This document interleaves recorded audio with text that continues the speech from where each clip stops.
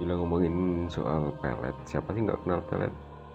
Nah, salah satu cerita kali ini adalah tentang pelet, di mana ilmu itu memang sangat dicari ya oleh para orang-orang yang ingin mendapatkan pasangan dengan cara yang mungkin agak-agak mudah ya. Mudah dibilang mudah dibilang susah ya susah sebenarnya ilmu pelet itu. Tapi ini adalah tentang kisah seorang yang ingin mendapatkan ilmu pelet sehingga dia berusaha untuk mendapatkannya dengan jalan yang memang lumayan ngeri juga. Nah, untuk lebih lengkapnya langsung aja cek dot.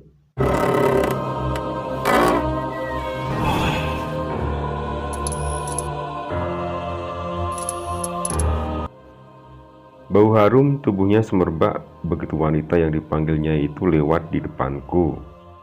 Wajahnya ayu, tetapi dingin tak berekspresi. Matanya tajam menatapku. Bercintalah denganku kalau kau mau meminta ilmu pelet itu, katanya datar. Apa, Nyai? Tanyaku menegaskan. Bercintalah denganku, layani aku, maka ilmu pelet itu akan kuberikan padamu. Apa tak ada syarat lain selain itu, Nyai? Mungkin aku bisa menggantinya dengan uang. Aku tak butuh uang. Aku butuh kebijakanmu, karena itu yang akan membuat aku semakin kuat, sautnya. Nyai Kandil mendekatiku, jari lentiknya menyentuh keningku, semakin turun dan turun sampai ke bibir, dan berhenti di situ. Jarinya bermain di bibirku, wajahnya diturunkan dan berhenti tepat di wajahku. Matanya tajam menatapku dingin, tapi wajah ayunya tak terbantahkan. Dengusan nafasnya panas mengenai wajahku. Nyai, lirih suaraku. Layani aku atau kau akan celaka, ancamnya. Suaranya tetap datar tapi penuh ancaman. Tapi aku belum pernah, Nyai. Suaraku tertahan di tenggorokan.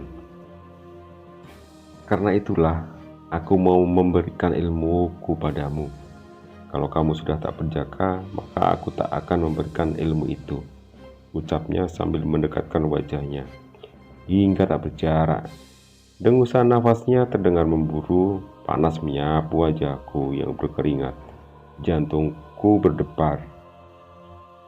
Kedua tangannya mendorongku hingga aku rebah di atas lantai berkarpet merah itu. Taburan bunga kantil menyebarkan bau harum di ruangan yang remang-remang itu. Aku seperti terhipnotis. Menurut apa yang diperintahkan oleh Nyai Kantil, jari-jari lentiknya membuka semua helai di tubuhku. Minumlah air putih ini, perintah Nyai Kantil.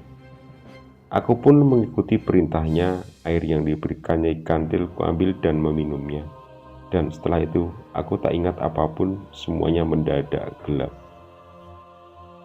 Aku ditemukan warga di sebuah pohon tua, dekat sebuah telaga di mana orang-orang banyak berdatangan untuk meminta dan mencari ilmu, bahkan juga pesugihan. Tempatnya lumayan seram, di mana dupa-dupa sebesar batu menumpuk di beberapa sudut pohon. Aromanya menyengat, kembang-kembang kantil dan taburan beras kuning juga masih meninggalkan jejak di sana. Sadar, Mas, sadar. Seorang bapak-bapak berusaha menyadarkanku. Tangannya menepuk-nepuk pipiku, kemudian aku pun merasakan ada yang mengusapkan air ke wajahku. Erangku. Aku melihat orang-orang yang ada di sekelilingku. Mereka menatap was-was padaku, heran melihat keadaanku. Barulah aku tersadar kalau aku dalam keadaan berantakan. Hanya memakai celana kolor, bajuku entah hilang kemana. Seseorang mengulurkan kain sarung buat menutupi tubuhku yang setengah bugil. Terima kasih, Pak, kataku. Iya, Mas, sama-sama. Mereka yang berada di sini adalah orang-orang yang mau memuja, sama Nyai Kandil juga. Ketenaran penguasa pohon tua itu memang sangat masyhur Banyak yang terkabul, tapi ada juga yang gagal. Bila Nyai Kandil mau menemui mereka, maka pasti keinginannya akan terkabul, dan kemudian mereka akan memberikan tumbal dan sesajen lainnya. Aku segera berdiri perlahan, entah apa yang dilakukan sama Nyai Kandil semalam. Aku sudah tak ingat apa-apa lagi. Yang kurasakan kini hanya tubuhku yang lelah dan sangat lemah. Seperti ada sesuatu yang hilang dari tubuhku. Tapi entahlah, aku tak akan ambil pusing. Aku segera pergi dari tempat itu menemui juru kunci dan meninggalkan amplop yang kutaruh di bawah jok motor kepadanya. Ku ambil motor yang sejak kemarin malam kuparkir di bawah pohon dekat rumah juru kunci itu.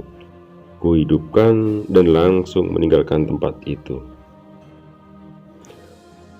Pagi ini aku ke kantor pagi sekali, sengaja karena ada kerjaan yang belum aku selesaikan, karena aku tinggal kemarin.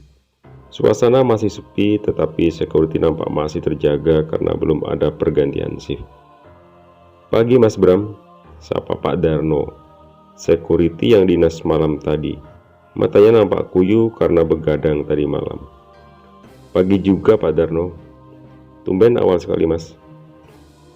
Iya Pak, mau menyelesaikan kerjaan yang tertunda itu. Kemarin ada acara, sautku. Oh, pantesan Mbak Vivi marah-marah terus kemarin. Sepertinya karena kerjaan yang Mas Bram tinggalkan belum selesai itu. Aku tahu pasti dia marah besar. Vivi atasan aku itu orang sangat galak, suka asal marah. Cantik dia memang, tapi angkuh dan sombong. Suka tak memperdulikan perasaan orang lain. Aku segera masuk kantor dan menuju ruanganku. Tampak berkas-berkas yang belum sempat kuselesaikan masih menumpuk di mejaku. Segera aku mengerjakan berkas itu agar nanti ketika Vivi datang sudah selesai semua. Jam 8 semua orang sudah masuk kantor. Semua pekerjaanku juga sudah selesai karena aku kebut. Bram, terdengar teriakan keras, suara yang sangat aku hafal. Nada tinggi melengking itu hanya milik Vivi. Aku segera mendekat ke mejanya. Wanita itu melotot menatapku. Ada apa Bu? Kamu mau aku pecat? Kerja tidak becus, berapa hari gak masuk? Bentaknya keras, membuat orang di ruangan itu semua menatap padaku. 2 hari Bu. Kamu tahu tidak, kerjaan kamu sudah ditunggu. Mau selesai kapan coba? Aku dapat komplain, cecar Vivi tak berhenti. Sudah selesai Bu. Selesai apaan? Baru juga kamu masuk, mana coba? Aku segera mengambil berkas yang kuselesaikan di atas meja, lalu memberikannya ke Bu Vivi. Berkas itu lalu diperiksanya lembar demi lembar hingga akhirnya selesai. Kapan kamu mengerjakannya Bram? Nada suaranya sedikit melunak. Tadi Bu. Sudah sana, balik kerja lagi. Ini peringatan terakhir. Kalau kamu bolos kerja lagi, maka kamu akan aku pecat, ancamnya. Bentakan dan ancaman itu sudah sering dilontarkan kepada aku. Sialan, dasar lampir, gumamku pelan. Apa kau bilang? Coba ulangi. Karena sudah tak tahan, aku dimarahi terus. Akhirnya kekesalanku pun tak dapat dibendung lagi. Dasar lampir, teriakku keras. Ku pukul meja yang ada di depanku. Bria! Bu Vivi kaget melihat aku marah balik ke dia. Aku keluar, tak perlu kau memecatku. Plang! Vas di meja ku banting. Tiba-tiba terdengar bisikan halus di telingaku, suara dari Nyai Kandil. Hancurkan semua Bram, hancurkan. Suara itu membuat aku semakin menggila. Barang yang di atas meja semua aku buang. Orang-orang berusaha menahanku. Mereka memegangi badanku. Keluar sekarang kau, perintah Bu Vivi. Aku segera melepaskan diri dari orang-orang itu. Berikan senyum ke Vivi, maka dia akan mencari dan mengejarmu Bram. Kembali bisikan itu terdengar di telingaku. Aku segera mendekati Bu Vivi, lalu dengan terpaksa aku tersenyum kepadanya. Bu Vivi tampak menatap aku yang memberikan senyum kepadanya. Dia seperti terpesona. "Aku pergi." "Bram," panggilnya, tapi aku langsung pulang setelah mengambil tas di atas meja. Bu Vivi menatapku sampai aku hilang. "Rasakan besok pembalasan Kofi." Aku merasakan ada yang aneh dengan badanku, seperti ada yang menempel tubuhku. Nyai Kandilkah yang memasuki badanku? Batinku. Jam menunjukkan pukul 12 malam, dan dengan suara handphone terdengar nyaring mengagetkanku. Dengan malas aku meraih HP yang kutaruh pada meja di samping tempat tidurku. "Vivi," batinku. Aku segera menerima panggilan dari Vivi. Entah ada urusan apa malam-malam menelponku. Padahal tadi siang aku marah besar pada atasanku yang telah memecatku dengan tidak sopan. Membuat aku sakit hati pada wanita atasanku tersebut. "Bram, ada apa kau telepon malam-malam? Kita sudah tak ada hubungan lagi." "Aku mau ketemu sama kamu malam ini," ucapnya memohon. "Tak ada yang perlu dibicarakan lagi. Aku sudah bukan karyawanmu lagi," teriakku kesal. "Kumohon Bram, sekali ini saja aku menemuimu malam ini," ucapnya memohon. "Tak usah lagi hubungi aku, titik. Bukalah pintunya, Bram. Aku di depan pintu rumahmu sekarang." Aku kaget mendengar Vivi sudah ada di depan pintu rumahku. "Bukankah ini kesempatan buat balas sakit hatiku padanya?" gumamku pelan. Tiba-tiba aku merasakan hawa dingin yang menyentuh telingaku. Suasana mendadak menjadi sangat sunyi. Bulu kudukku mendadak berdiri, jangkrik yang tadinya bersuara nyaring mendadak lenyap. "Bram, buka pintunya, biarkan orang itu masuk." Aku terenyak, suara yang tak asing lagi, suaranya Nyai Kandil. Aku segera menoleh ke samping. Seorang wanita cantik tampak berbaring di pembaringanku. Dengan pakaian kebesarannya, ia menatapku sambil memainkan sampurnya.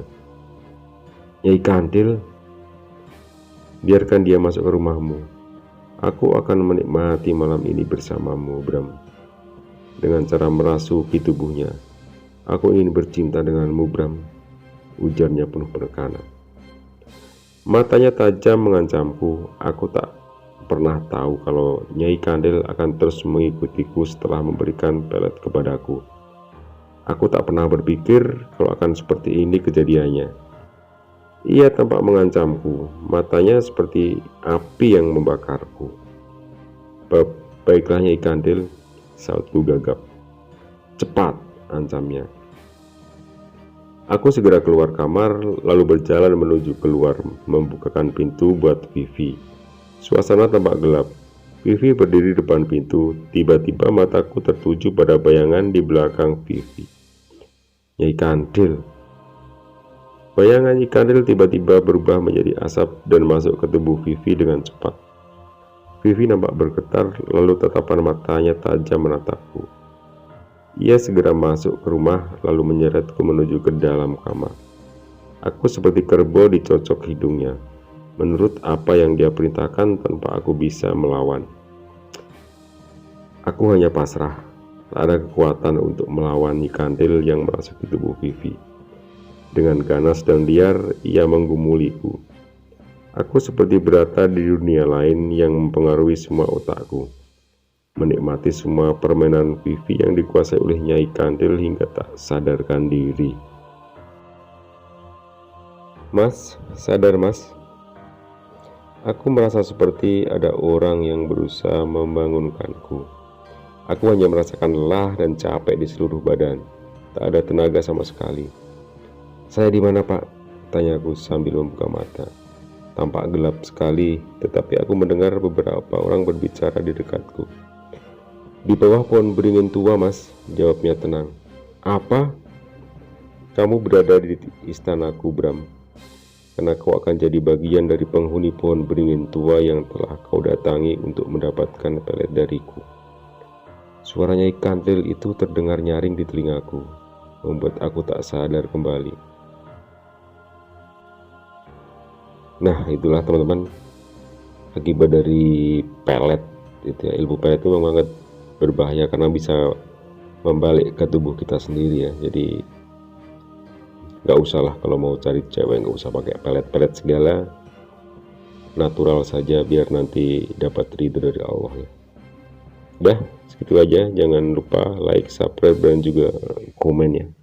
Terima kasih.